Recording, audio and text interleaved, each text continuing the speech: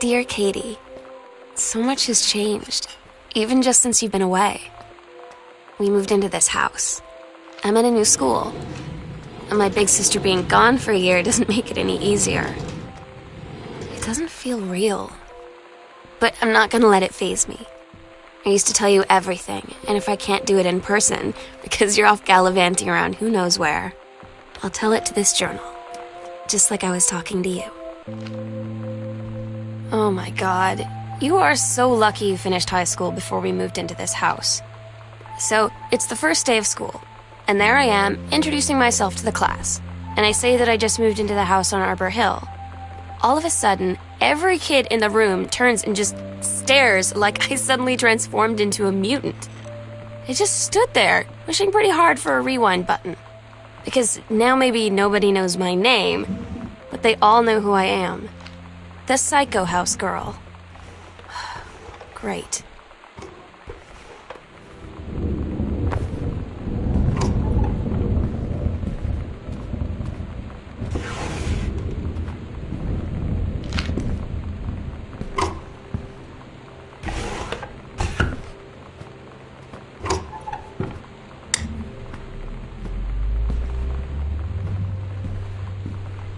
What conditions are expected at lower elevations?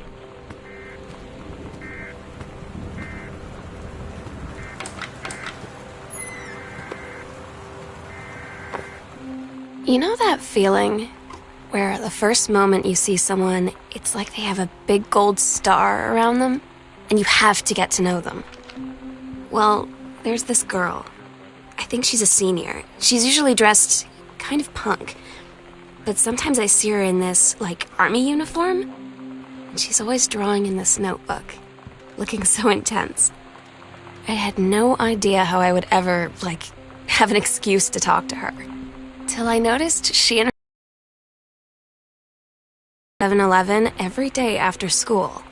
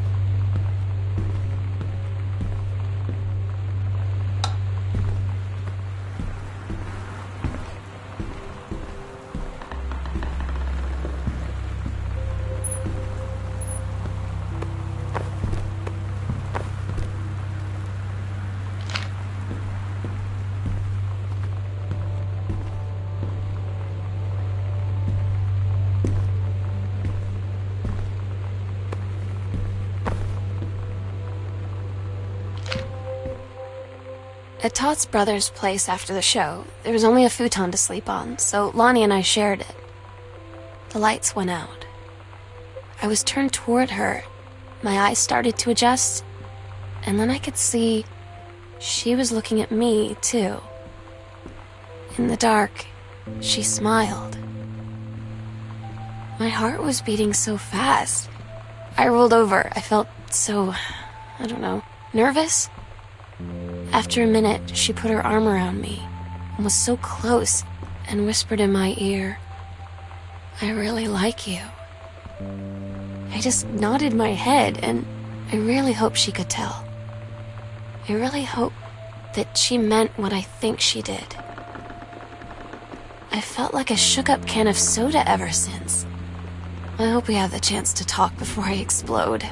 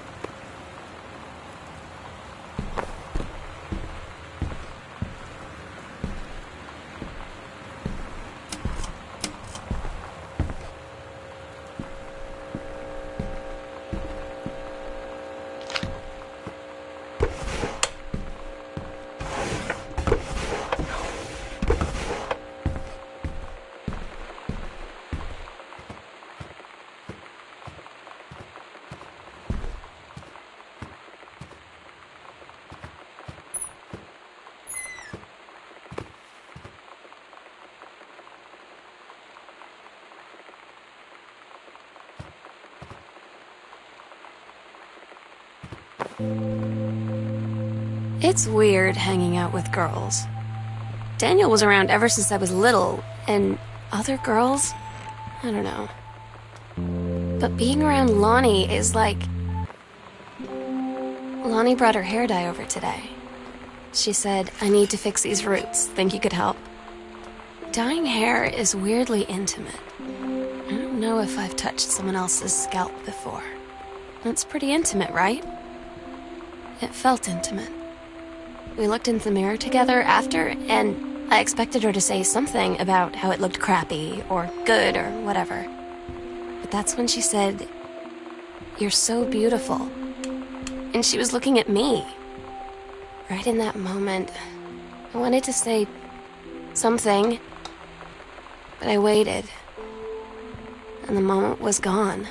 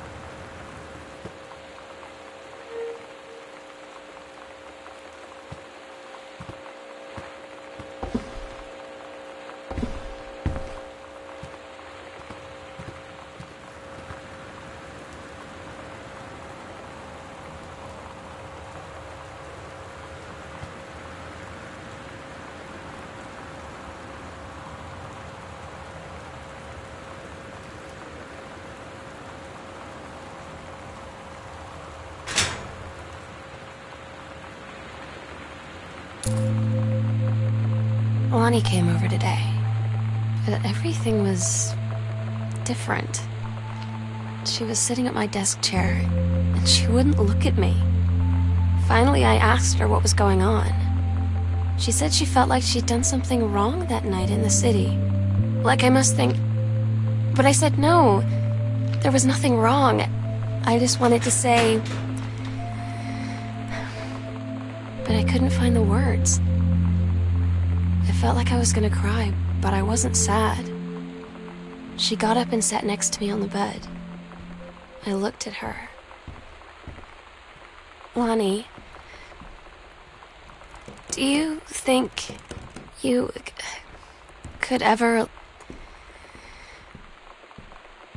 And that's when she kissed me.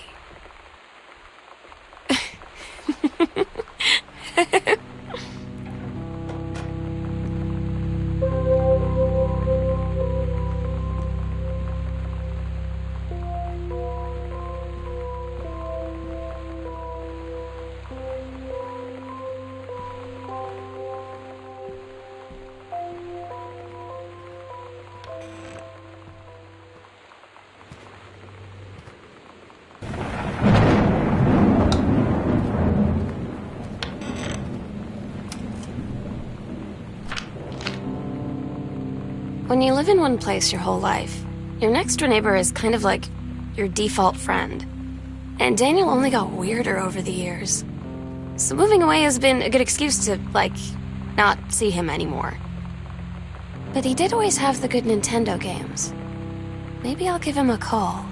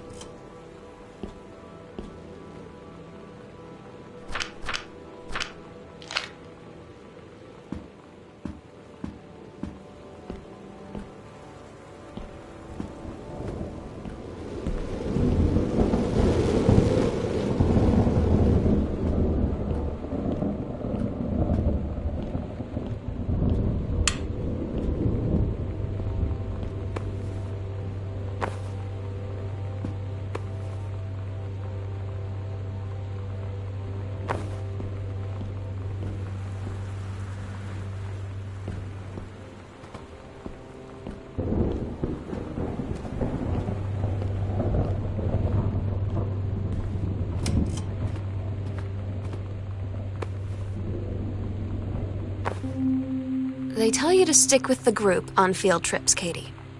There's a reason for that. Lonnie and I snuck off on the side paths at Multnomah Falls and got a little lost. Okay, a lot lost. Like, for hours. Right before the bus left, we found a trail and came running down the path, soaked and covered in mud, shouting for the bus not to leave. The school called home. Mom and Dad said, "You didn't get into trouble like this before you met that Lonnie girl." But I don't think they know about us. The kids at school, though, I'm really afraid that's a whole other story. Stick with the group, Katie. Stick with the group. Todd's band lost their singer. Todd said he sucked. Lonnie said he got sick of Todd's shit, and he was complaining about needing a new singer. So Lonnie was like, "I can sing." And they were all kind of like, "You can?" And she was like, "Probably." But she's been rehearsing with them for like a week now, and I finally got to see them play in Todd's basement today. And she's actually really amazing. I feel so proud when she's on stage. It's incredible being in awe of someone you love. So everybody knows it's like a temporary situation till she ships out in June. But till then, I'm gonna be at every single show.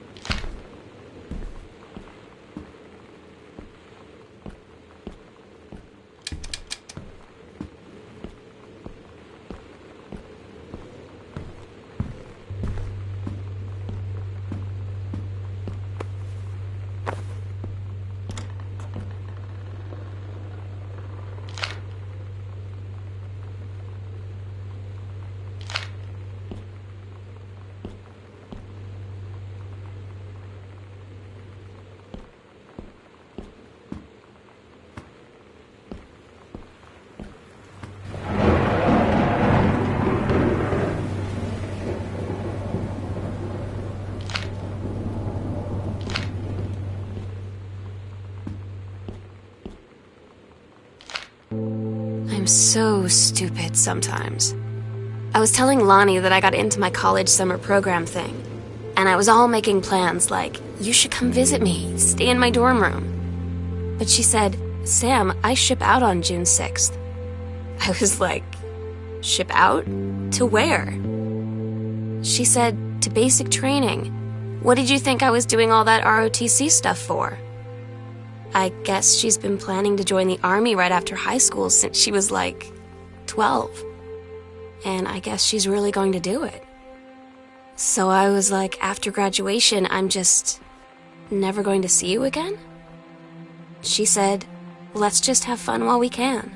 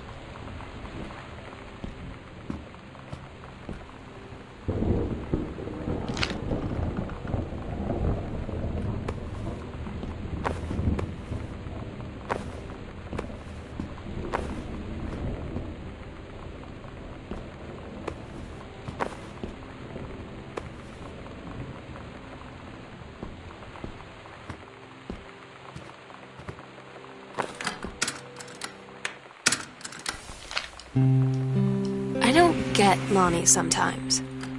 Like, her band, and our zine, and her hair, and everything are all anti-authority. But I watch her in JROTC, and she's doing drills in perfect formation, following orders, no question. And there's all this stuff in the news about don't ask, don't tell.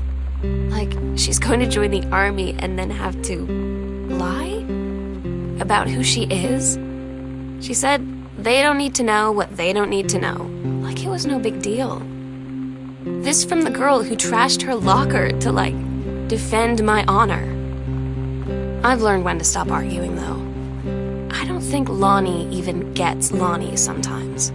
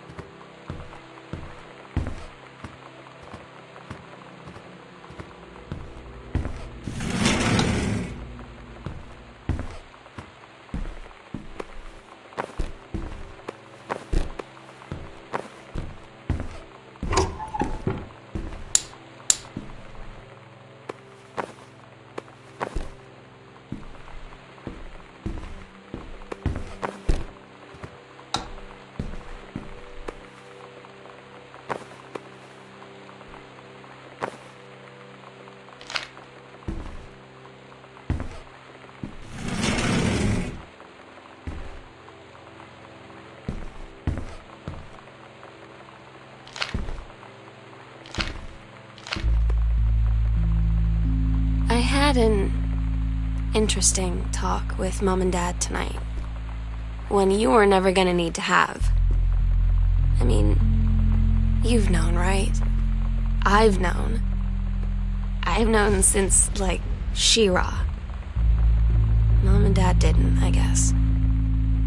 But they saw the zine and the stuff on the locker, and they were like, is there something we should know about you and Lonnie? And so here's the thing. I was prepared for them to be mad, or disappointed, or start crying, or something. But they were just in denial. You're too young to know what you want. You and Lonnie are just good friends. You just haven't met the right boy. It's a phase. That's what I didn't see coming. That they wouldn't even respect me enough to believe me. Lonnie had her going away show with her band tonight. She's so incredible on stage. When she was singing, I could practically forget everything. That we only had 48 hours left. That I don't know what comes next. That I can't live without her. Then she dedicated the last song to me. And I couldn't take it. I was out on the curb in the alley, sobbing till my ribs hurt. I would follow her anywhere, Katie. But I can't. Where she's going. After a long time, she found me. She said she was sorry. She said, I wish things could be different. I just wanted to make you happy. I said, I don't think you can anymore.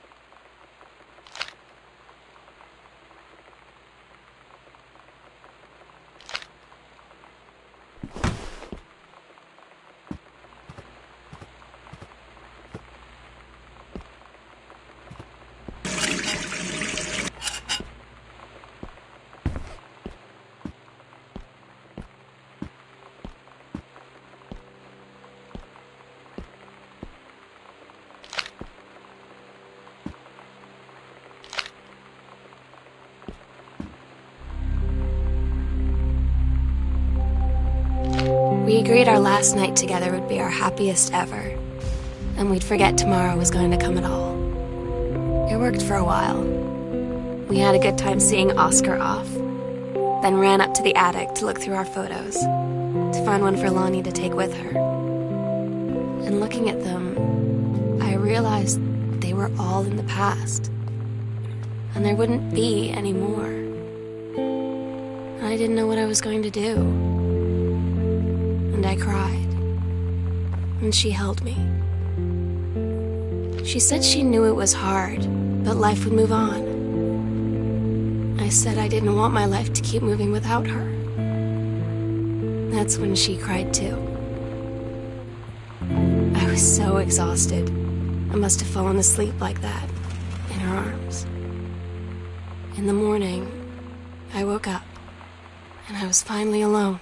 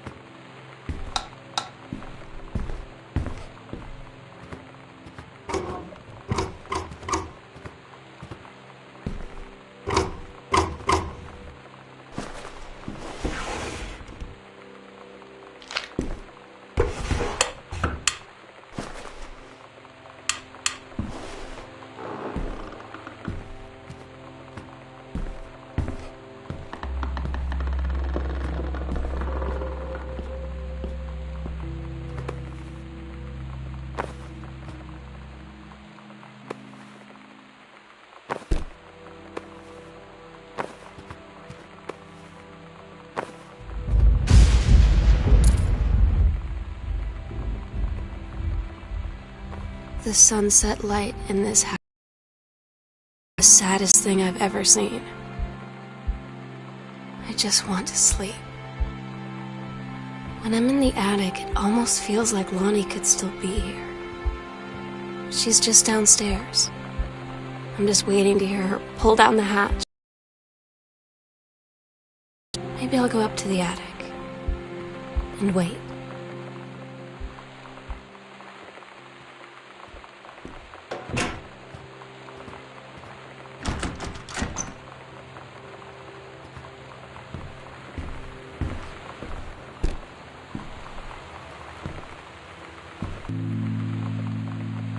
Oh my God. Katie, I fell asleep in the attic, in Lonnie in my old spot, and I missed the first 2 calls. I just barely caught the third one before the machine got it. And it was Lonnie, on a payphone. She'd been on the bus to Basic, and she said she couldn't think of anything but me and us, and that she couldn't go through with it, with the army and being apart and all of it. And so she got off the bus in Salem. She said, "Sam, I want you to pack up everything you can and get in your car and come find me. And let's just drive until we find somewhere for us."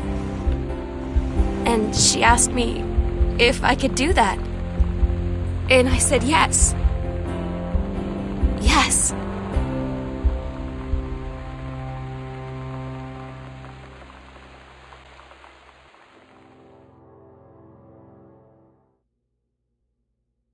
Katie, I'm so sorry that I can't be there to see you in person, that I can't tell you all this myself.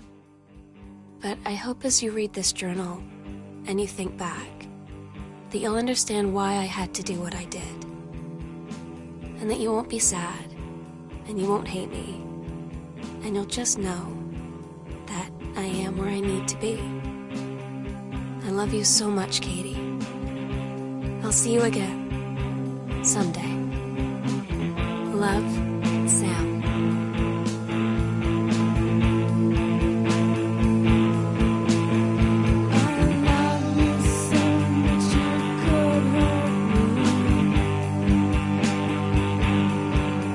So I'll do it first so you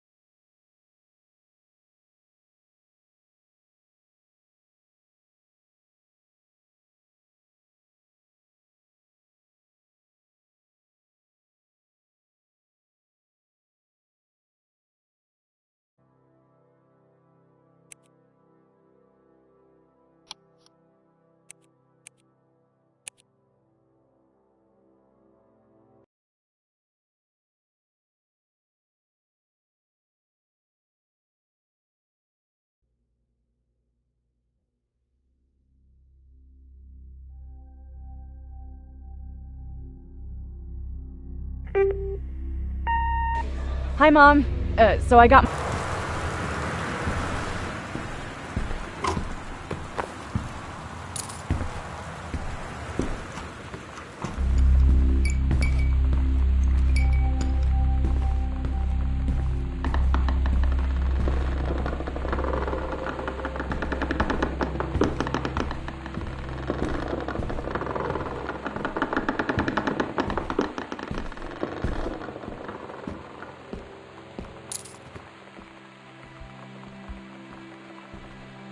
The sunset light in this house is the saddest thing I've ever seen. I just want to sleep. When I'm in the attic, it almost feels like Lonnie could still be here. She's just downstairs. I'm just waiting to hear her pull down the hatch and come running up. Maybe I'll go up to the attic and wait.